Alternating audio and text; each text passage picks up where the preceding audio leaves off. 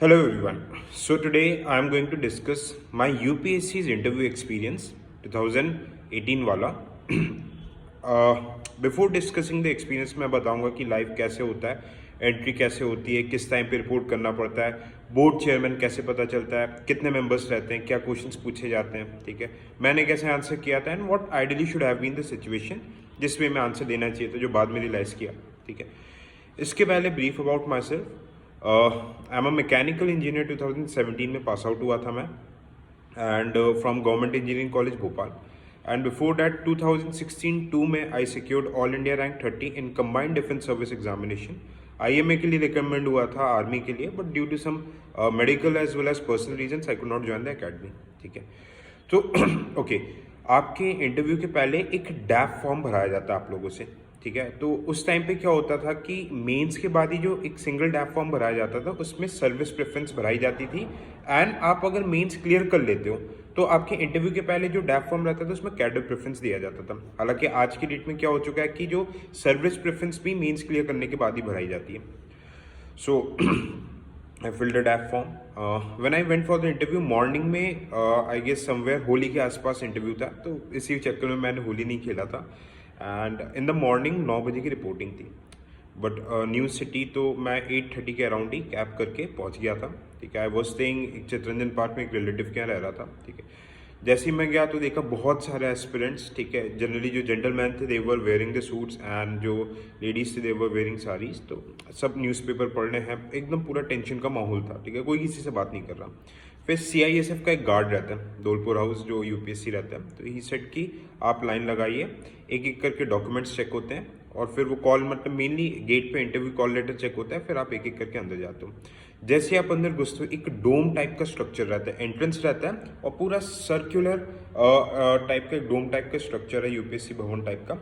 अब जैसे ही सीधे सीधे तो आप जाते हो, आपके पूरे बैग वगैरह सारी चीज़ें जमा करवा ली जाती है, mobiles everything would be taken, है ना. यू जस्ट एंटर, आपको एक टोकन नंबर मिलता है. टोकन नंबर लेके जैसे ही आप जाते हो एक सर्कुलर हॉल रहता है, उस सर्कुलर हॉल में बहुत सारे छोटे छोटे सर्कुलर टेबल लगे रहते हैं, ठीक है.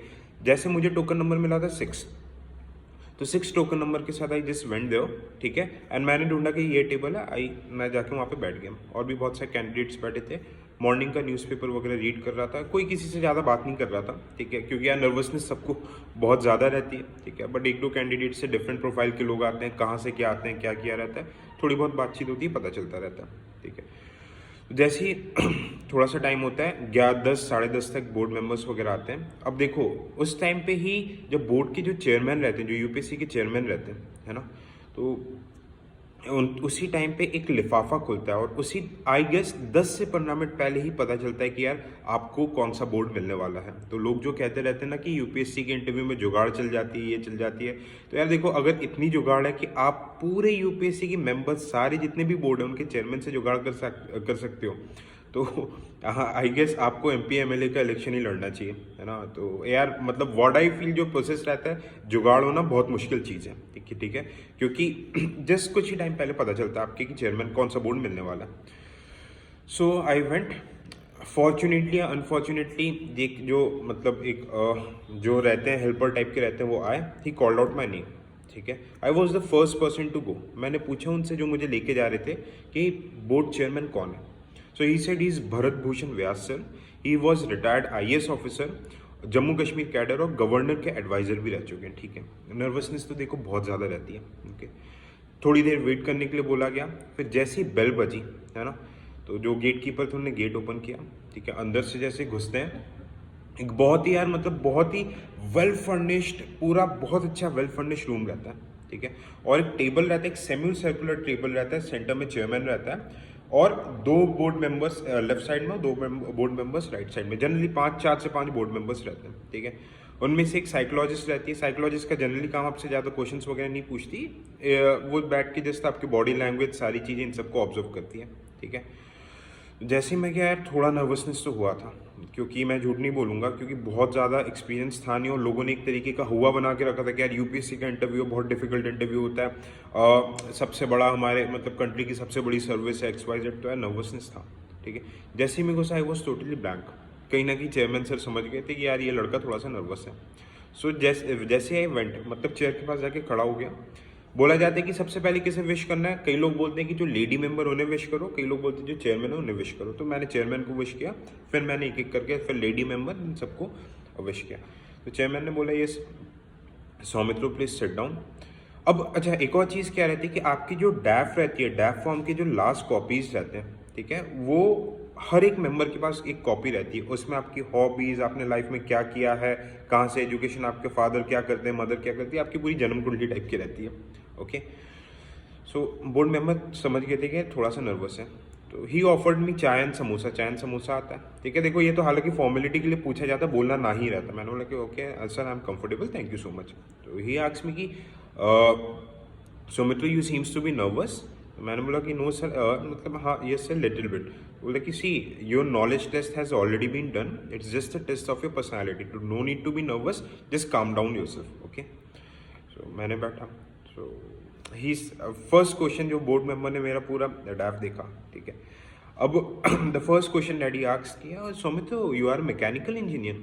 This was the question that I was avoiding, क्योंकि यार देखो इंजीनियरिंग हमारे जो कॉलेजेस वगैरह में होती है, it is just for name से, डिग्री लेने के लिए होती है ना। गवर्नमेंट कॉलेजेस में वैसे ही ज़्यादा इंफ्रास्ट्रक्चर वगैरह नहीं रहता है। एक हमारे यहाँ पे पतली सी बुक चलती थी शिवानी, चीट बुक टाइप की बोलते थे, वो पढ़ पढ़ के हम सब लोग इंजीनियरिंग निकाली थी, तो बहुत ज़्यादा डिटेल में नॉलेज नहीं था।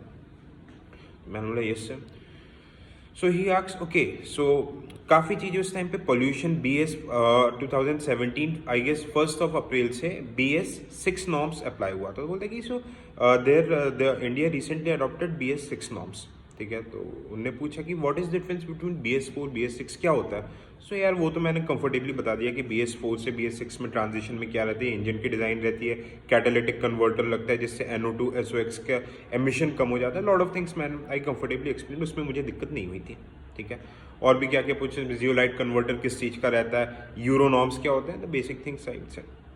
Then the second question he asked me कि देर वॉज समथिंग, क्योंकि बजट उस टाइम पे फरवरी वगैरह मार्च में उसी टाइम पे बजट आता है, तो बजट था कि okay there is something very prominent in this years budget regarding electric vehicles, ठीक है। तो व्हाट वाज दैट, मैंने बताना स्टार्ट किया कि भाई ले ऑफ में मतलब और ज़्यादा टैक्स एग्जेम्पशंस टाइप के मिलेंगे इलेक्ट्रिकल व्हीकल्स में।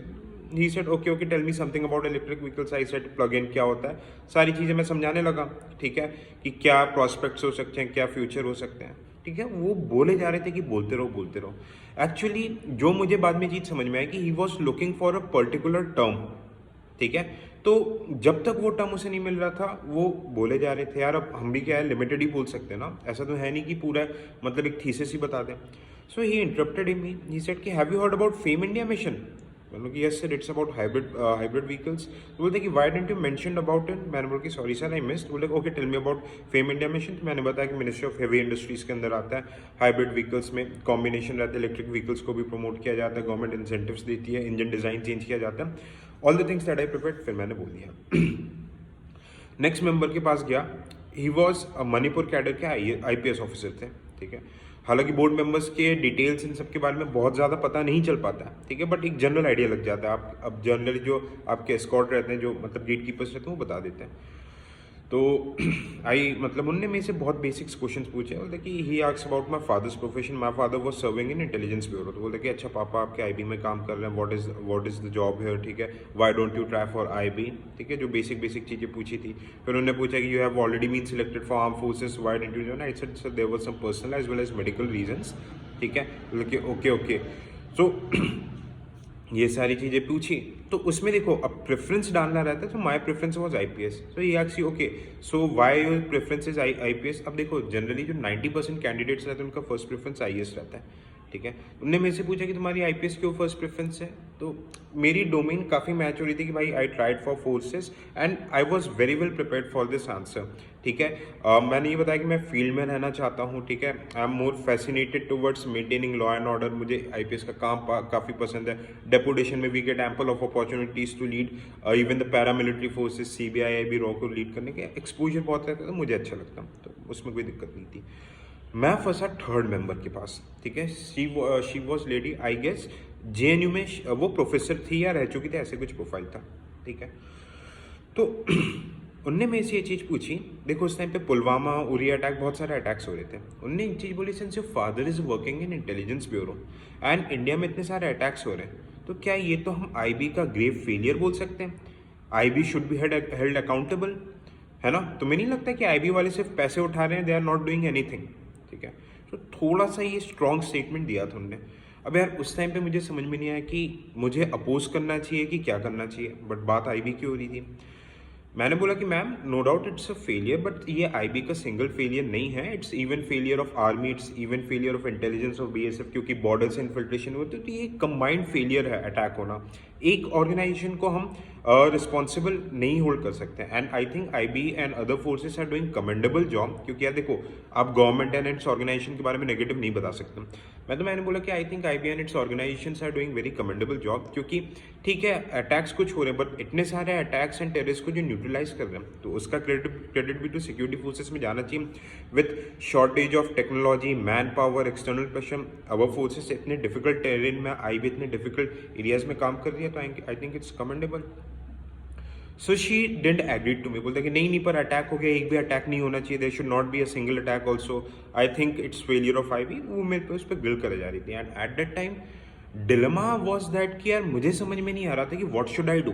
ठीक है, मुझे अपने स्टैंड पे अड़े रहना चाहिए या फिर मुझे बोलना चाहिए कि नहीं मैम आप सही हो। मैंने बहुत ही पोलाइटली अपने पॉइंट्स को रखे कि मैम जो पॉइंट्स थे मैं उसी को एग्जाम्प्लीफाई करा जा रहा था।